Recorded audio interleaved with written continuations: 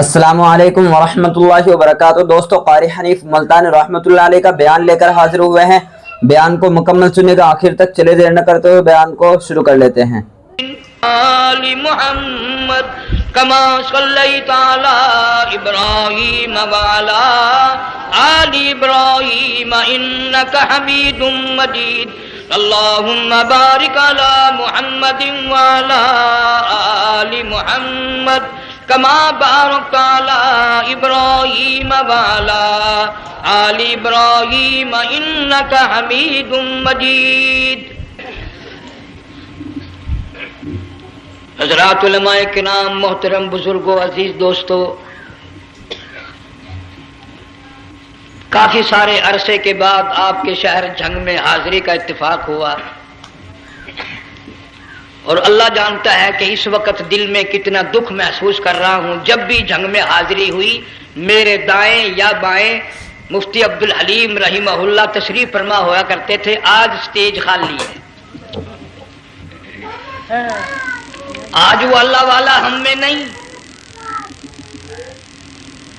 حضور کریم صلی اللہ علیہ وسلم نے ارشاد فرمایا، علماء کا انتقال قیامت کا پیش خیمہ ہے۔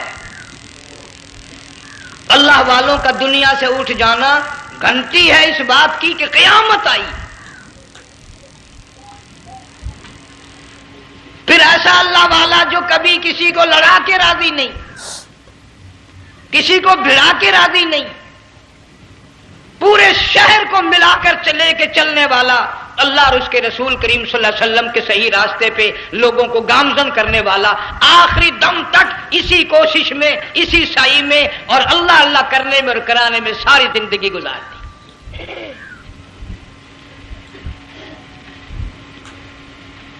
سارا شہر جنگ مل کر، سارے علماء مل کر کوشش کریں، مفتی عبدالحلیم کو نہیں لا سکتے، یہ خلا پورا ہونے والا نہیں۔ پھر ساتھ ساتھ مولانا صوفی محمد یار صاحب سب قید رحمہ اللہ، وہ بھی اس دنیا فانی سے رخصت فرما گئے۔ ایک اچھے خاصے طبقے کو وہ بھی داغ مفارقت دے گئے، اور قریب ہی کے زمانے میں سرگود شہر میں مفتی احمد سعید صاحب رحمہ اللہ وہ بھی رخصت ہو گئے۔ تو یقین جانو ان حضرات کا دنیا سے اٹھنا اس بات کی علامت ہے کہ ملک میں کچھ نہ کچھ ہونے والا ہے۔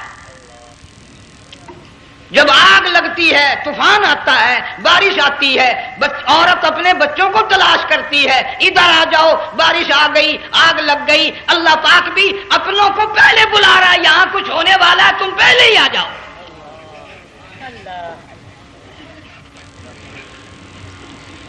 اور اس طرح اشارہ فرمایا، وَكَمْ أَهْلَكْنَا قَبْلَهُمْ مِنَ الْقُرُونِ۔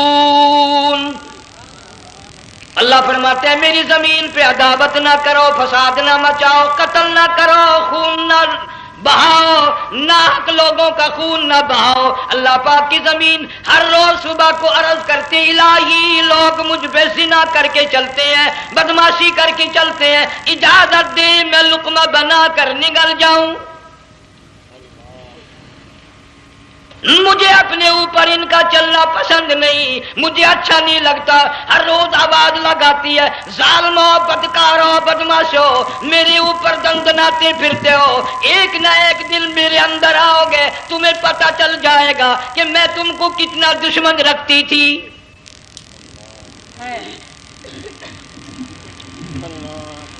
آج لوگ آزاد ہو گئے، جو کسی کی سمجھ میں آتا ہے وہی بکتا ہے، جو سمجھ میں آتا ہے وہی کرتا ہے، نہ کوئی راہ متعین رہی، نہ کوئی مسلک رہا، نہ کوئی بات رہی۔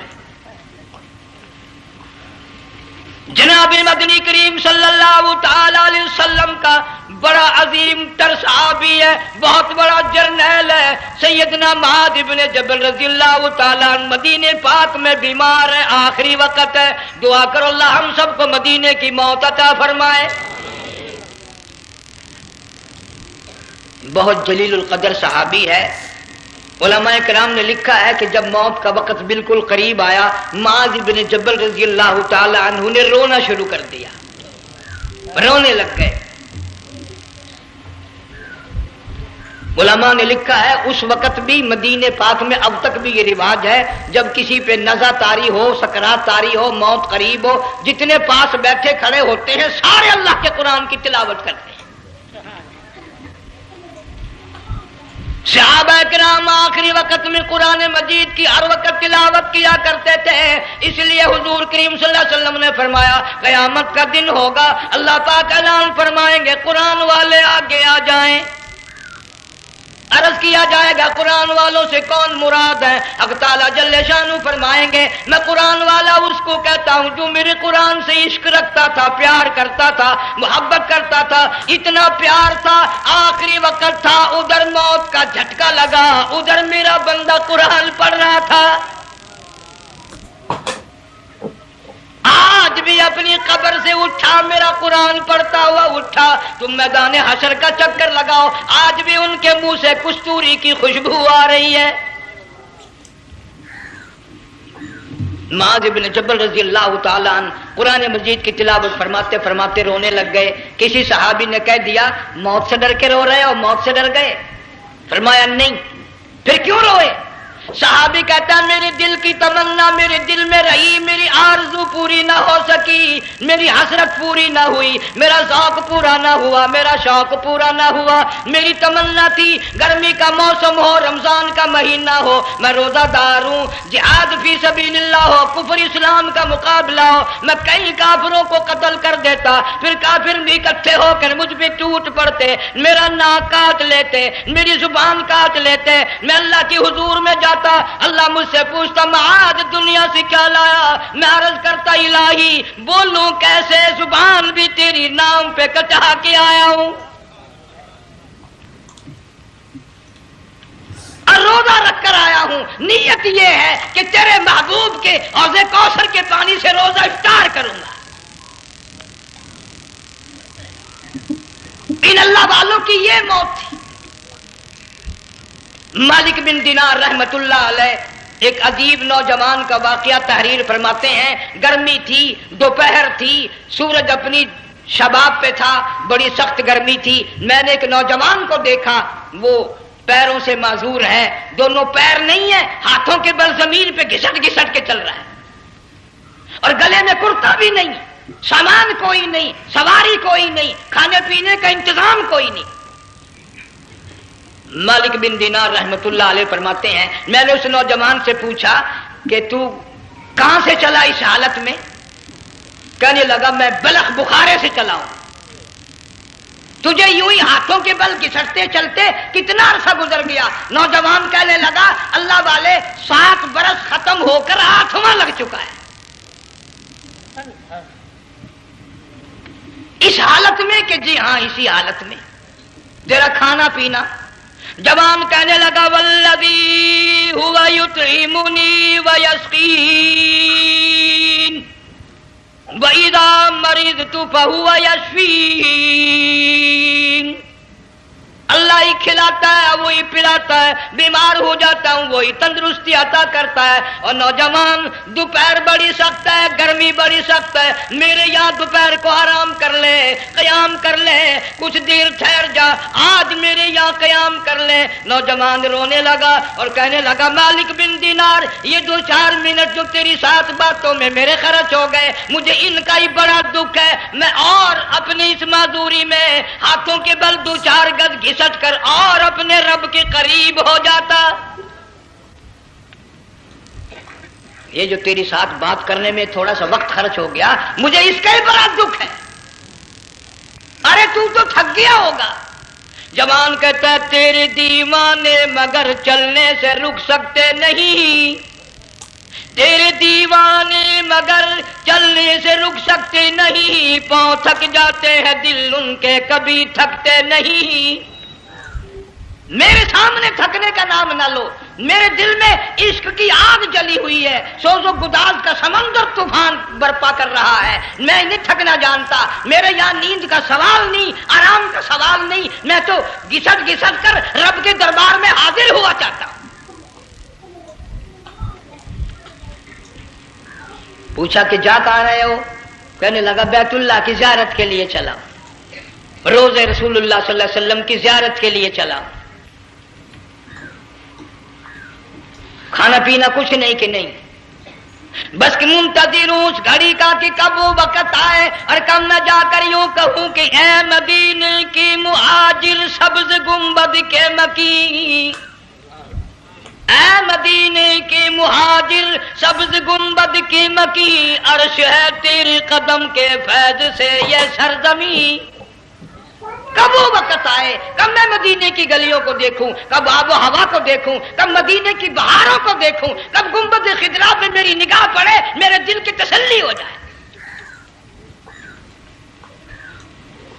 عاشق لوگ یوں ہی کیا کرتے ہیں۔ دیہات کی ایک عورت آئی رسول اکرم صلی اللہ علیہ وسلم کی وفات شریف کے بعد اور آ کے کہنے لگی، بہن عائشہ رضی اللہ تعالیٰ عنہا، میں نے سنا ہے سرکار کی وفات شریف ہو گئی، کیا کہاں دفن کیا کہ اس حجرے میں؟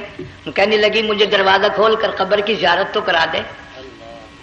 عورت صاحب دیہات کی رہنے والی چوکھٹ پہ کھڑی ہو کے کہنے لگی، آقا جب بھی آتی تھی زبان تیری ہوتی تھی، قرآن خدا کا سنتی تھی، مسائل پوچھتی تھی، زیارت کرتی تھی، اب یہ زندگی اچھی نہیں لگتی، میں تیرے قدموں میں مرنا چاہتی ہوں۔ علماء نے لکھا ہے ایک چیخ ماری، چوکھٹ پہ گر کر جان دے دی۔ سبحان اللہ۔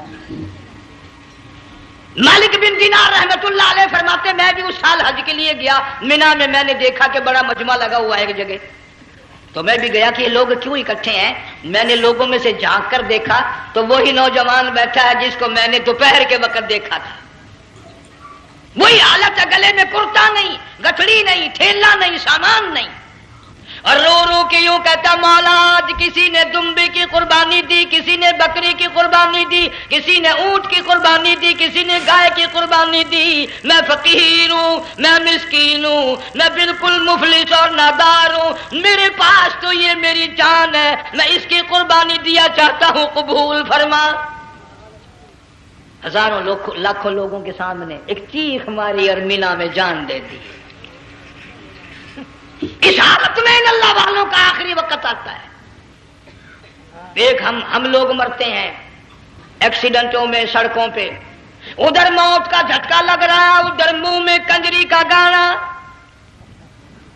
ارشاد فرمایا مدنی کریم صلی اللہ تعالی علیہ وسلم نے، سیاتی علی الناس زمان، اور لوگوں میری امت میں ایک وقت ایسا آئے گا لوگ اتنے برباد ہو جائیں گے، صبح کو آدمی مومن مسلمان ہوگا، شام کو موت آئی تو جنازہ کافر کا اٹھ رہا ہوگا۔ گھروں میں، محلوں میں آج موت آتی ہے، کنجری کا گانا منہ میں ہوتا ہے، ادھر دم نکل رہا ہے، ادھر کنجری کا گانا کانوں میں آواز آ رہی ہے، میت کو غسل دیا جا رہا ہے، کنجری کی آواز آ رہی ہے، جنازہ اٹھا کر لے جا رہے ہیں، کنجری کی آواز آ رہی ہے، قبر میں میت اتاری جا رہی ہے، کنجری کی آواز آ رہی ہے، قبر پہ مٹی ڈالی جا رہی ہے، کنجری کی آواز آ رہی ہے۔ اس ماحول میں، اس معاشرے میں ہم کس طرح ایمان اور یقین اور ایمان ساتھ لے کر مریں گے؟ ہزاروں نہیں، لاکھوں کو مرتے وقت کلمہ نصیب نہیں۔ قسم دے کر پوچھو، ماں مر رہی ہے، کلمہ منہ سے نہ نکلا، باپ مر گیا، منہ سے کلمہ نہیں نکلا، بیگم صاحبہ چل بسی، منہ سے کلمہ نہیں نکلا۔ ہزاروں چلے گئے اور اپنے جانے کا پھر بھی یقین نہ آیا۔ تم نے کبھی سوچا تک نہیں، خیال تک نہیں کیا؟ ارشاد فرمایا مدنی کریم صلی اللہ تعالی علیہ وسلم نے، اور لوگوں ابو ہریرہ رضی اللہ تعالیٰ عنہ سے پوچھا تو کیوں رویا؟ عرض کرنے لگا میرے آقا اتنی کمزوری کبھی نہ دیکھی، اتنی ضعیفی کبھی نہ دیکھی، اتنی ناتوانی کبھی نہیں دیکھی، چہرہ انور بالکل کمزور ہو گیا۔ آپ نے ٹھنڈا سانس لے کر فرمایا ابو ہریرہ تجھے معلوم نہیں موت بالکل قریب آ گئی،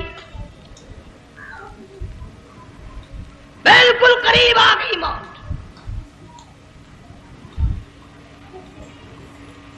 تیری ایک انگلی پکڑ کر اگر کوئی مروڑ دے کتنا دکھ ہوگا، درد ہوگا، ہائے ہائے ہائے۔ جنگ والوں کبھی تم نے سوچا نہیں 360 رگیں ٹوٹیں گی کیا حال بنے گا، اعضاء چھوٹیں گے، سر کے بالوں سے لے کر پیروں کے ناخنوں تک ہر جوڑ کو توڑ کے رکھ دیا جائے گا۔ وزیروں، سفیروں، امیروں حسینوں جمیلوں تمام کے جوڑوں کو اکھاڑ کے رکھ دیا جاتا ہے۔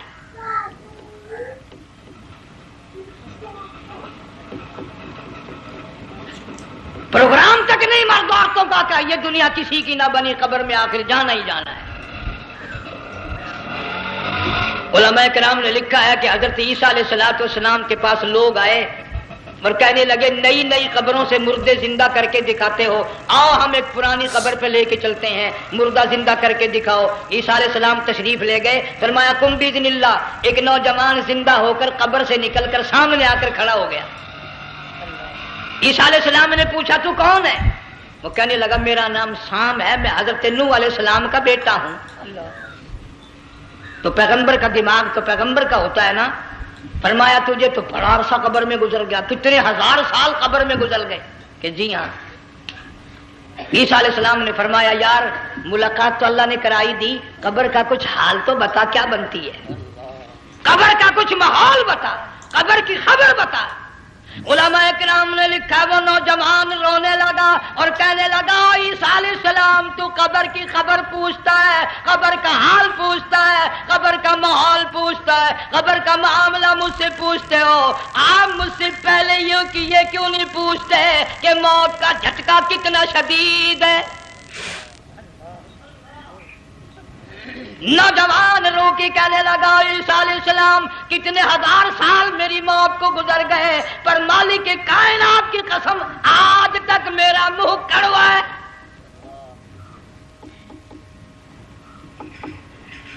اس لیے جنگ والوں لمبی چوڑی بات کہنے کا وقت نہیں، حالات نہیں، میں تو تمہیں اتنا سا پیغام دینے آیا۔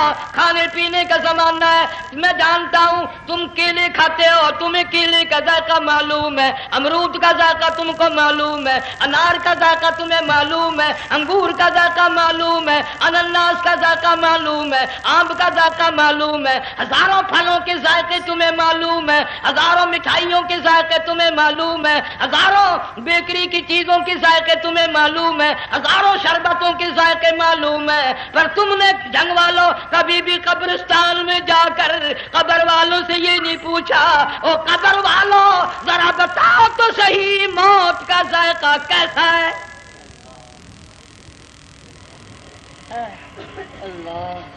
تم نے چکھا نہیں، جنہوں نے چکھا وہ بتانے نہ آئے کیسا ذائقہ ہے۔ اس لیے قرآن کہتا کلا اذا بلغت التراقی وقیل من راق وظن انه الفراق والتفت الساق بالساق الى ربك يومئذ المساق۔ بادشاہ ہو، امیر ہو، وزیر ہو، فقیر ہو، غریب ہو، رگیں ٹوٹیں گی، موت آئے گی، اور جس کی آئی تمہیں معلوم نہیں کس طرح آئی، کس حال میں آئی۔ جن کے دلوں میں ان باتوں کا خیال آیا، خدا کی قسم صحابہ کرام میں سے اتنے رویا کرتے تھے آنکھیں ختم ہو گئی۔ جناب فاروق اعظم رضی اللہ تعالیٰ عنہ کو کسی نے دیکھا رو رہے ہیں، بے تحاشا رو رہے ہیں، پوچھ لیا بڑا بہادر پہلوان فاروق تجھے کیا ہوا، اتنا کیوں رویا؟ فرمانے لگے تمہیں معلوم نہیں قبر کا اندھیرا یاد آ گیا۔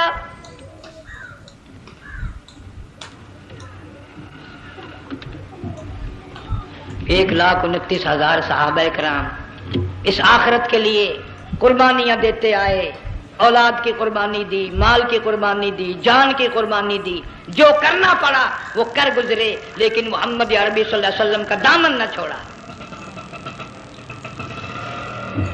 اسی لیے ہر سال اللہ پاک جل شانہ نے اس امت کو یہ موقع دیا کہ سنت خلیل پہ عمل کرتے کرتے قربانیوں کی یاد تازہ ہو جائے،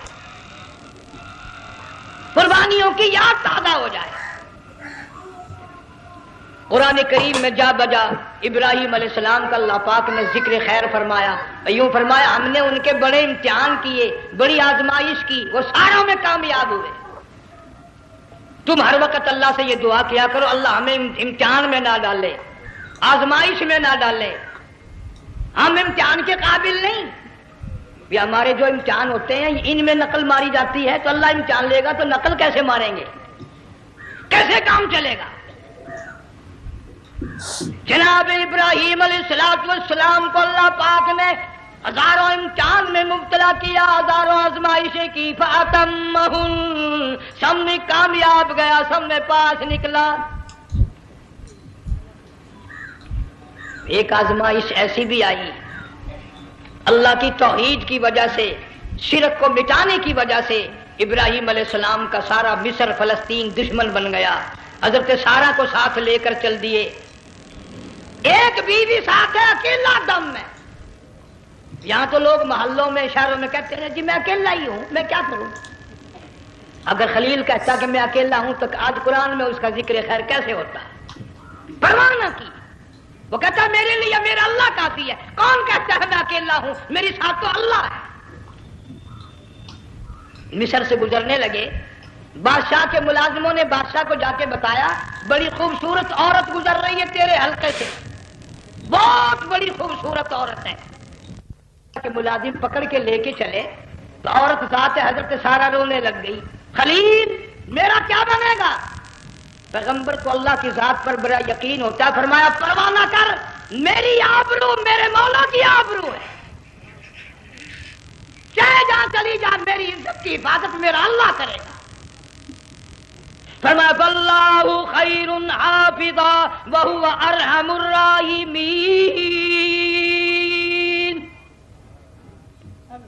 پرواہ نہ کر، میں اس کا پیغمبر ہوں، نبی ہوں، چیخا میں جلا اس کے لیے، سارے دکھ اٹھاتا ہوں اس کے لیے، میری عزت کی حفاظت وہی کرے گا۔ محل میں جا کر حضرت سارہ کو بند کر دیا، بادشاہ نے بلوایا ہے عزت لوٹنے کے لیے، بادشاہ نے پکڑوا کر منگوایا ہے آبرو برباد کرنے کے لیے۔ بادشاہ کا ارادہ ہے سارہ کی عزت کو برباد کرنے کا، اور اللہ کا پروگرام ہے سارہ ادھر آ، اس محل میں ایک معصوم بچی ہے جس کا نام ہاجرہ ہے، میں اس کو اتنا پسند کرتا ہوں، اللہ فرماتے ہیں اس کے پیٹ سے اسماعیل ذبیح اللہ کو پیدا کرنا چاہتا ہوں، اس کی نسل سے حبیب اللہ کو لانا چاہتا ہوں۔ آج تک کسی کی انگلی اس کی طرف نہیں اٹھی، سارہ محل میں آؤ، اس کو آ کر ساتھ لے جاؤ تاکہ میرے ذبیح اللہ کی پیدائش کا معاملہ بن جائے۔ بادشاہ کا ارادہ ہے آبرو برباد کرنے کا، اللہ کا ارادہ ہاجرہ کی آبرو بچانے کا۔ فرمایا وَيَمْكُرُونَ وَيَمْكُرُ اللَّهُ وَاللَّهُ خَيْرُ الْمَاكِرِينَ۔ اس نے بھی تدبیر بنائی، میں خدا نے بھی تدبیر بنائی۔ بادشاہ آیا حضرت سارہ کے قریب برائی کا ارادہ کر کے، مفسرین نے لکھا ہے حضرت سارہ نے فرمایا مجھے 2 رکعت نماز پڑھنے دے۔ یہاں سے پتہ چلا کوئی پاک دامن عورت، کوئی نیک بیٹی اگر غنڈوں میں بدماشوں میں پھنس جائے، عزت بچانے کا طریقہ یہ ہے وضو کر کے اللہ کے سامنے نیت تو باندھ، تیری عزت کے لیے وہ فرشتے بھیجے گا۔ علماء کرام نے لکھا ہے کہ ایک جہاز سمندر میں چل رہا ہے، طوفان آیا، جہاز تختہ تختہ ہو گیا، کچھ لوگ غرق ہو گئے، ڈوب گئے، کچھ تختوں پہ بہ کر کے چلنے لگے۔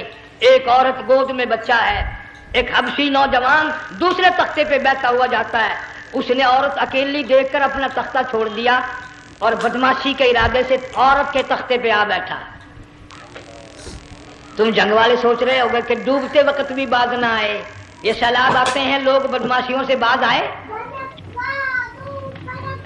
ڈوب گئے مگر باز نہ آئے، بغیرتی لوگ کرتے ہی رہے۔ علماء کرام نے لکھا حبشی نوجوان نے عورت کا بچہ چھینا سمندر میں پھینک دیا، عورت روئی اور کہنے لگی میرے اللہ بیٹھی رہتی ہوں، عزت جاتی ہے، حرکت کرتی ہوں، ڈوب جاؤں گی۔ میں نے سنا ہے سمندر کی گہرائیوں سے تو نے یونس علیہ السلام کی سنی تھی، میں تو پانی کے اوپر بہ رہی ہوں، مولا میری آبرو بچا،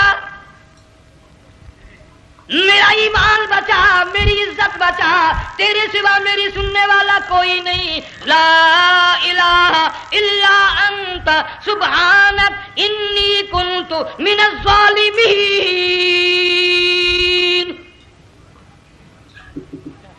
علماء نے لکھا ہے کہ ایک گردن سی نمودار ہوئی پانی میں سے اور حبشی نوجوان کو ایک ہی لقمہ بنا کر لے گئی۔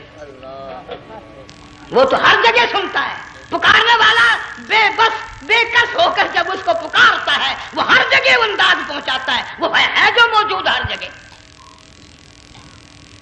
عورت بہتی بہتی کنارے جا لگی، ایک جہاز قریب آیا، دوپٹے کا اشارہ کر کے اس کو بلایا۔ جہاز میں جب سوار ہوئی تو دیکھتی کیا ہے، ایک نوجوان کی گود میں اس کا وہ بچہ جو سمندر میں پھینک دیا تھا بیٹھا ہوا کھیل رہا ہے۔ ٹوٹ پڑی، میرا بچہ ہے۔ لوگوں نے کہا تیرا کہاں سے آیا؟ ماجرا سنایا، اس طرح ہوا۔ جہاز کے کپتان نے کہا ہم جہاز لے کر آ رہے تھے، غیب سے آواز آئی جہاز ادھر کو لے آؤ ورنہ ڈبو دیے جاؤ گے۔ ہم جب جہاز وہاں لے کر پہنچے تو دیکھتے کیا ہے کہ ایک جانور کی پیٹھ پہ یہ بچہ بیٹھا ہوا کھیل رہا تھا۔ عزت بھی بچی، ایمان بھی بچا، بچہ بھی بچا، اور کوئی بچانے کے لیے تدبیر کرے جبھی نا۔ حضرت سارہ نے نماز پڑھ کر بددعا کر دی، بادشاہ کے سارے بدن میں درد ہونے لگا۔ پیغمبر کا سارا گھر بڑا کریم ہوتا ہے، جب اس کو درد نے ستایا نا کہنے لگا میں وعدہ کرتا ہوں تجھے کچھ نہیں کہوں گا، میرے لیے دعا کر دے۔ اب اگر کوئی جنگ کا ہوتا یا میں ہوتا کہتا دفع ہو تیرے واسطے دعا کا دی، لیکن حضرت سارہ نے پھر جولی پھیلا دی، مولا وعدہ کرتا ہے بدماشی سے توبہ کرتا ہے، اس کو تندرستی عطا فرما دے۔ اللہ نے تندرستی عطا کر دی۔ وہ پھر کہنے لگا لو ایسی حسین عورت کب ہاتھ آئے گی، پھر برائی کے لیے تیار ہوگی۔ یہاں سے پتہ چلا کہ یہ جو گنڈے بدماش ہوتے ہیں ان کی قسم کا بھی کوئی یقین نہیں۔ اگلے دن ایک آدمی نے قسم کھائی تو اس کے خلاف کرنے لگا۔ لوگ کہنے لگے کہ تو نے قسم کھائی تھی، قرآن اٹھایا تھا، آخر کیا تھی گیا بل ڈٹھی ہوئی مسجد سی، پاٹیا ہوا قرآن سی۔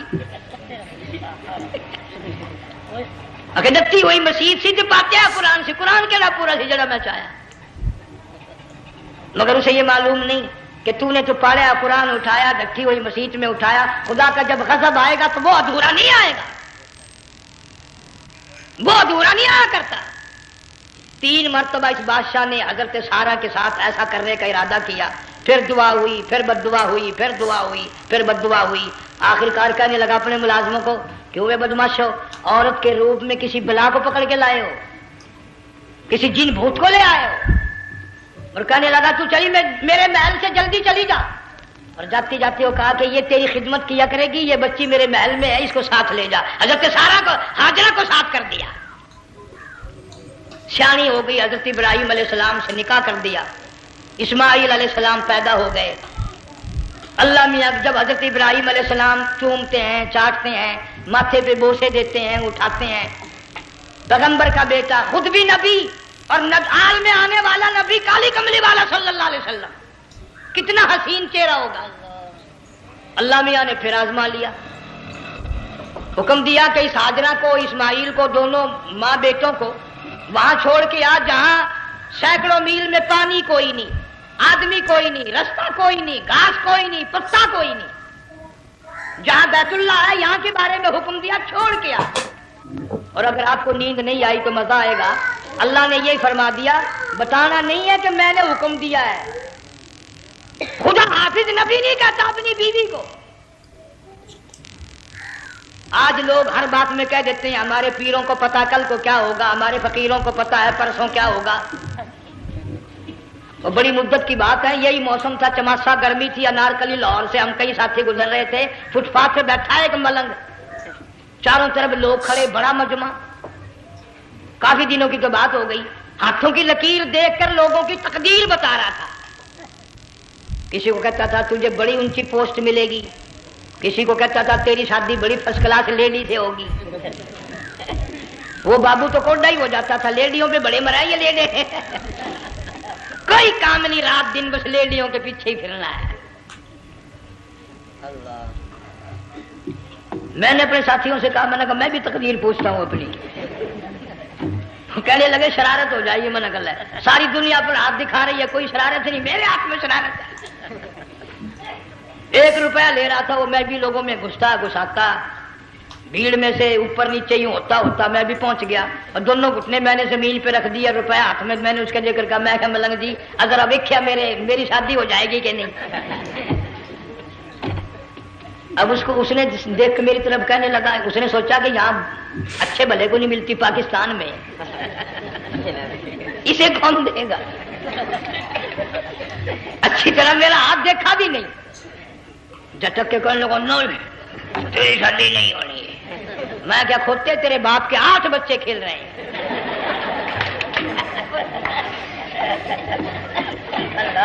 यूं ही अकीदे बिगड़ जाते हैं लोग। हमारे पीर को पता, फकीर को पता, किसी को पता नहीं है, कोई नहीं जानता। फरमाया वमा तदरी नफ्सुम माज़ा तक्सिबु गदा, कोई नहीं जानता कल क्या हो जाएगा। वमा तदरी नफ्सुम बिअय्यि अर्ज़िन तमूत, कोई नहीं जानता जमीन के किस टुकड़े पे मौत आएगी। इन्नल्लाह अलीमुन खबीर, एक अल्लाह की जात जानती है। हज़रत हाजरा इस्माइल अलैहिस्सलाम को छोड़कर चल दिए, न खुदा हाफिज कहा, न कोई तसल्ली दी, थोड़ी सी खजूरें, थोड़ा सा पानी, खत्म हो गया। इब्राहिम अलैहिस्सलाम जब दूर निकल गए तो हजरत हाजरा ने देखा ये तो चले गए, खड़ी होकर आवाज दी, ऐ मेरे इब्राहिम। मुड़ कर नहीं देखते। जंग वालों, अल्लाह का पैगंबर अल्लाह की इजाजत के बगैर अपनी बीवी की तरफ नहीं देखता, घरवाली की तरफ नजर उठाकर नहीं देखता। एक तुम हो, चिट्टी दाढ़ी, बुढ़ेपा, काले बुरके वाली नजर आ जाए ना, आगे भागकर बड़े नहीं आते हैं। कहां जाना चाहती हैं आप? तेरी मां लगती है, आप चली जाए तो ये क्या हुआ? ये काले बुरके पे मरते मरते मरते मरते मर ही गए। ऐसा अजीब तमाशा। वो लाहौर प्लेटफार्म पर फिर रही थी ना एक लेडी बुरका ओढ़े, आ गया एक लेडा, कहने लगा सेवन अप लाऊं, ले आए, वाह काम बन गया। उसने मनप ले आया। थोड़ी देर के बाद कहने लगा मेरे ख्याल में फैंटा भी हो जाए, ले आए, सुभान अल्लाह पक्का काम हो गया। उसे मनप भी पी ली, फैंटा भी डकार गई। थोड़ी सी देर के बाद कहने लगा सेब ले आऊं, वो ले ही आया सेब। क्या आपके लिए मैं सेब लाया हूं, आप खाएं? कहने लगी नहीं आप खाएं। उसने सोचा हो मेरी भी मोहब्बत हो गई है, सेब खाने के लिए मुझे भी कह रही है।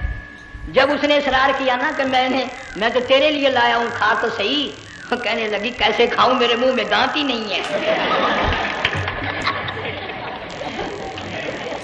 अब पता चला इसे कि सुबह से मैं तो पुराने पिप्पी के पीछे फिर रहा था।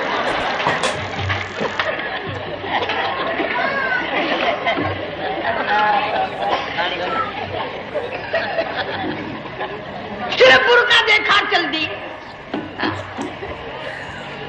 यहां पैगंबर अपनी घरवाली की तरफ नहीं देखता। हजरत हाजरा ने इस्माइल अलैहिस्सलाम को सीने से लगाया। अरब की कद्दावर माई, ताकतवर माई, दौड़ लगाकर हजरत खलील का रास्ता आके रोक लिया और कहने लगी मैं जवान औरत, ये प्यारा नूरे नजर, ये लख्ते जिगर, शक्ल तो देखो, सूरत तो देखो, हमें यहां छोड़ के जा रहे हो। अल्लाह का पैगंबर बोलता नहीं। पता चला पैगंबर अल्लाह की इजाजत के बगैर सांस नहीं लेता, आंख का इशारा नहीं करता। हजरत हाजरा रोने लग गई, मेरे खलील, मेरे इब्राहिम, मेरा कसूर बताओ, मेरा जुर्म बताओ, मेरी खता बताओ, मेरा गुनाह बताओ, माफी चाहूंगी, माजरत करूंगी। इस बच्चे का क्या गुनाह है, इस मैदान में छोड़ के चले हो? बोलते नहीं है, अल्लाह की तरफ से बोलने की इजाजत नहीं है। हजरत हाजरा ने खुद ही कयास लगाया, सोचती हैं पैगंबर तो किसी पे जुल्म नहीं करता। वो कहने लगी खलील, कहीं उस रब का हुक्म तो नहीं, कहीं उस अल्लाह का यूं हुक्म तो नहीं। जंग के लोगों अगर खलील हाँ कह देता तो क्या हर्ज था, हाँ नहीं कहता। اجازت نہیں، تاکہ حاجرہ کے یقین ایمان کا امتحان مکمل ہو۔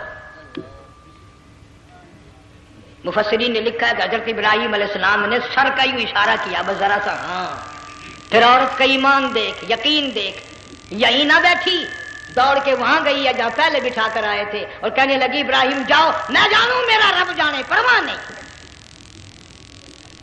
راتیں آتی ہیں چلی جاتی ہیں، دن آتے ہیں گزر جاتے ہیں، تھوڑی سی کھجوریں تھی وہ ختم ہو گئی، پانی ختم ہو گیا، بھوک اور پیاس نے بے چین کر دیا۔ اسماعیل علیہ السلام کی اتنی لمبی زبان باہر نکلا، دو پتھر کھڑے کر کے اوپر ایک پتھر رکھ کر چھاؤں بنائی، اس کے نیچے لٹا دیا، اور پھر چکر لگایا، کبھی صفا پہاڑی پہ چڑھتی ہے، کبھی مروہ پہاڑی پہ چڑھتی ہے، کبھی اترتی ہے، اور ڈھلوان میں سے بھاگ کر چلتی ہے جب اپنا بچہ نظر نہیں آتا۔ سارے کہہ دو اللہ بڑا بے نیاز ہے، اللہ بڑا، زور سے کہو اللہ بڑا۔ کسی کے 500 سال کے سجدے رد، کسی کی ہزاروں سخاوت صدقات رد، کسی کی چال منظور، کسی کی رفتار منظور، کسی کی ٹور منظور، اور یوں فرمایا حاجرہ میری رحمت کی تلاش میں آج جو تو نے دوڑ لگائی ہے، یہ تیری چال ڈال رفتار ٹور ہمیں اتنی پسند آ گئی، اتنی پسند آ گئی کہ آج کے بعد خلیل اللہ کیوں نہ ہو، ذبیح اللہ کیوں نہ ہو، کلیم اللہ کیوں نہ ہو، روح اللہ کیوں نہ ہو، حبیب اللہ کیوں نہ ہو، صحابہ کرام کیوں نہ ہو، قطب ابدال غوث کیوں نہ ہو، میری حاجرہ مجھے اپنی کبریائی کی قسم جب تک وہ تیری چال چل کے نہ دکھائے گی حاجی کا لانے کا حقدار نہیں ہو سکتا، تیری رفتار اسے چلنی پڑے گی۔ فرمایا ان الصفا والمروۃ من شعائر اللہ فمن حج البیت او اعتمر فلا جناح علیہ ان یطوف بہما ومن تطوع خیرا فإن اللہ شاکر علیم۔ 7ویں چکر میں آواز سی آئی، اب رو پڑی حضرت حاجرہ، کہنے لگی میرا بچہ اگر چل بسا میں پھر کیا کروں گی، سن لی میں نے آواز۔ آپ کی کیا دیکھتی ہے، اسماعیل علیہ السلام کی نرم و نازک ایڑیاں جس زمین پہ رگڑی گئی تھی وہاں سے چشمہ جاری کر دیا۔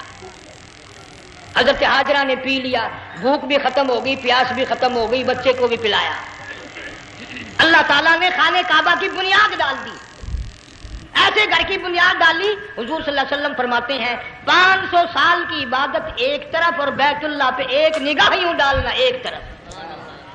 500 سال کی عبادت کا وہ ثواب نہیں جو ایک نظر خانہ کعبہ پہ ڈالنے کا ثواب ہے۔ اور اللہ پاک یوں فرماتے ہیں کہ جو آنے والا حجر اسود کو بوسہ دیتا ہے، اللہ پاک یوں فرماتے ہیں میں سمجھتا ہوں میرا سجا ہاتھ پکڑ کر میرے بندے نے چوم لیا۔ جو غلاف کعبہ کو پکڑ کر مانگتا ہے، اللہ فرماتے ہیں میں یہ سمجھتا ہوں میرا دامن پکڑ کے مانگ لیا۔ جو مقام ملتزم پہ لپٹ کے مانگتا ہے، اللہ فرماتے ہیں میں سمجھتا ہوں میری چوکھٹ پہ پڑ کے مانگ لیا۔ اور فرمایا لوگوں یہ جو آنے والے آئے ہیں یہ رشتہ داروں کے مہمان نہیں، عزیزوں کے مہمان نہیں، دوستوں کے مہمان نہیں، میں خدا میزبان ہوں، یہ میرے مہمان ہیں۔ آج ان کی دعاؤں پہ آمین کہو، فرشتوں کو حکم ہوتا ہے ان سے مصافحہ کرو۔ مگر اللہ تعالیٰ سب کو توفیق دے کہ حج مکمل کر کے آئیں اور سب کا حج قبول فرمائے۔ میرے علاقے میں کئی سالوں کی بات ہے پرانی، جب کوئی حاجی تھا، ایک آدمی حج کر کے آیا، میں دوپہر کو اس کو ملنے گیا تو ظہر کی نماز کا وقت آیا، میں اٹھ کے چلا گیا نماز پڑھنے، پھر عصر کی نماز کا وقت آیا، میں اٹھا اور نماز پڑھ کے آ گیا۔ میں نے اس حاجی کے لڑکے سے پوچھا، میں نے کہا حاجی صاحب نے نماز یہیں پڑھی؟ تو کہنے لگا جی ابھی شروع نہیں کی، سفر کے تھکے ہوئے ہیں نا، 2-4 دن کے بعد شروع کریں گے۔ شکر ہے پہلے لوگ جھوٹ نہیں بولا کرتے تھے، ہاں آج کل کا ہوتا ہے نا تو وہ کہہ دیتا ہے جی یہ تو کئی وقت کی کچھی پڑھ کر بیٹھے ہیں۔ تو پھر مولوی تھا نا، میں بیٹھ گیا حاجی کے پاس، باتوں میں اس کو لے آیا، یہی میں نے کہا حاجی صاحب نماز نہیں پڑھی؟ کہنے لگا آپ ہی لوگوں سے سنا ہے کہ بیت اللہ میں جو ایک نماز پڑھے 1,00,000 کا ثواب ملتا ہے، مسجد نبی میں جو ایک نماز پڑھے 50,000 کا ثواب ملتا ہے، 4 مہینے پڑھ کے آیا، وہ حساب لگا لو۔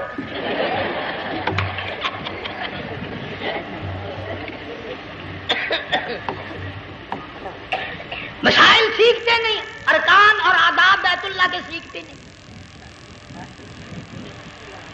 ڈی سی کے دفتر میں اگر جانا ہو کئیوں سے پوچھے کیسا جاؤں، کس طرح درخواست دوں، کیسے کہوں، کیسے کھڑا ہوں، کیسے بیٹھوں، کیا عرض کروں، اور اللہ کے دربار میں ہم جاتے ہیں اور سیکھ کرنے جاتے ہیں۔ یہ خوف نہیں کہ اگر بے ادبی ہوگی تو مارا جاؤں گا۔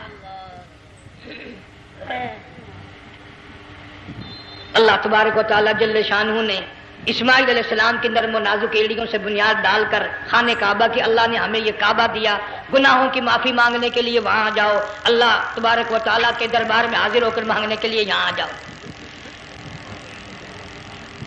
ارشاد فرمایا مدنی کریم صلی اللہ تعالی علیہ وسلم نے، جو آدمی صحیح ارکان حج کے ادا کر کے واپس جاتا ہے اس طرح واپس آتا ہے گویا آدھی ماں کے پیٹ سے پیدا ہوا۔ پہلے لوگ یوں ہی حج کیا کرتے تھے، یوں ہی قربانیاں کرتے تھے، اب تو ہر چیز کی لوگ آسانی تلاش کرتے ہیں۔ پچھلے بقرعید کے موقع پر ہمارے مسجد میں ایک آدمی مجھے کہنے لگا اگر کوئی غریب آدمی مرغی کی قربانی دے دے تو لگ جائے گی؟ میں نے کہا تو مکھی مار دے انشاءاللہ وہی لگ جائے گی۔ سارے کام ٹیڑھی ہو گئے، نیچے نیچے نیچے نیچے کو چلے آ رہے ہیں۔ آج کل وہ ٹیڑھی بکرے بکری آئے ہوئے ہیں نا، کہیں تو قربانی کے لیے یا کندھے کو اٹھا کر لاوے۔ اب بتاؤ یہ گوشت بانٹے گا یا کھاوے گا یا فریج میں رکھے گا، کیا کرے گا؟ بالکل کام بگڑ گیا۔ حضور صلی اللہ علیہ وسلم نے فرمایا قربانی کا جانور اچھا تلاش کر کے لاؤ، اس کے بدن پہ جتنے بال ہوتے ہیں اتنی نیکیاں لکھی جاتی ہیں۔ اور میرا موضوع نہیں، حضور صلی اللہ علیہ وسلم نے فرمایا کہ میں نے اللہ سے دعا کی تھی میری امت کا کیا بنے گا۔ پل صراط پہ سے گزرتے وقت اللہ تعالیٰ نے میری دعا کو قبول فرما کر یوں فرما دیا کہ تیری امت جو قربانی میں جانور ذبح کرے گی میں خدا پل صراط کے کنارے پر زندہ کر کے ان سب جانوروں کو سواریاں بنا کر پیش کر دوں گا۔ اس لیے بقرعید بالکل قریب آ گئی۔ ہر دین ایمان اسلام کے لیے قربانی کے لیے تیار رہو۔ زیادہ سے زیادہ مجھے آج کل فکر لگا ہوا ہے کہ اپنے گھروں کو میں نماز کا اہتمام کرو۔ آج حال یہ بنا ہوا ہے کہ اگر گھر والی کی گود میں موت آئی تو گھر والی بے نماز، دھی کی گود میں موت آئی دھی بے نماز، بہن کی جھولی میں موت آئی بہن بے نماز، بیٹے کی گود میں موت آئی بیٹا بے نماز، بھائی کی گود میں موت آئی بھائی بے نماز، ڈاکٹر کے ہاتھ میں موت آئی ڈاکٹر بے نماز، کمپیوٹر کے ہاتھ میں موت آئی کمپیوٹر بے نماز، نرس کے ہاتھ میں موت آئی نرس بے نماز، تیرا کفن خرید کے لانے والا بے نماز، تیرے غسل کا پانی گرم کرنے والا بے نماز، تیری قبر کھودنے والے بے نماز، تیرا جنازہ اٹھانے والے بے نماز، تیری قبر پہ مٹی ڈالنے والے بے نماز۔ اگر تو نمازی بھی ہے یہ اتنے چاروں طرف کے بے نماز تجھے جنت میں کب جانے دیں گے؟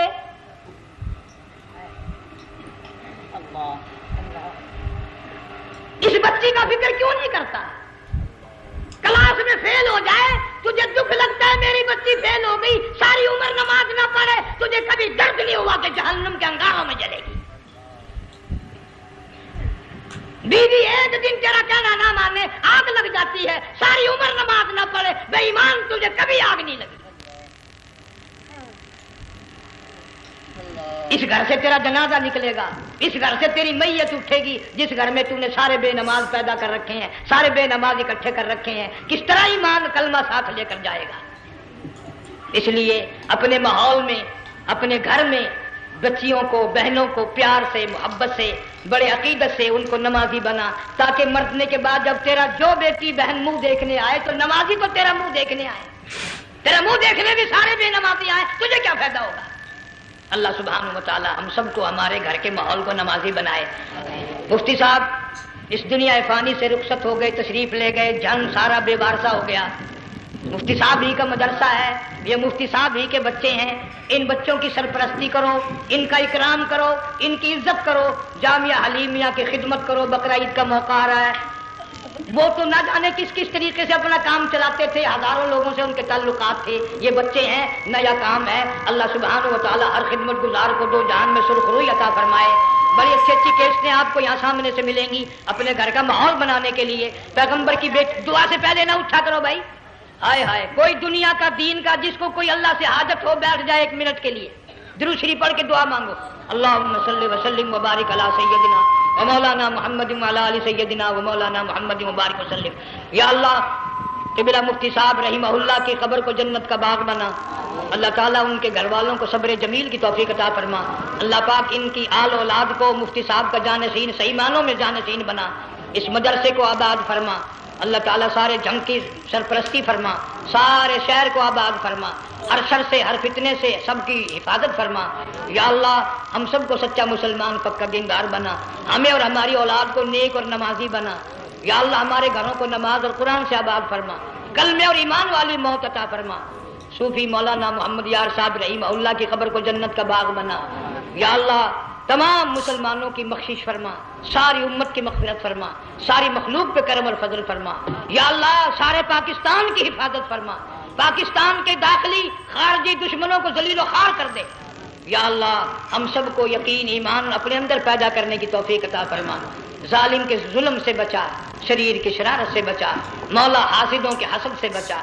فتنہ پردازوں سے ہم سب کی حفاظت فرما. بے اولاد کو اولاد عطا فرما. جن کے پاس بچیاں ہیں اللہ تعالیٰ نرینہ اولاد عطا فرما. اور میں تو کافی دنوں کے بعد آیا ہوں. پرانے دوستوں میں سے تھے قاری غلام محمد صاحب سب کا رحمۃ اللہ علیہ. اللہ تعالیٰ ان کی قبر کو جنت کا باغ بنا. سب کو جوار رحمت میں جگہ عطا فرما. ہمارے بڑے بزرگ قبلہ درخواستی صاحب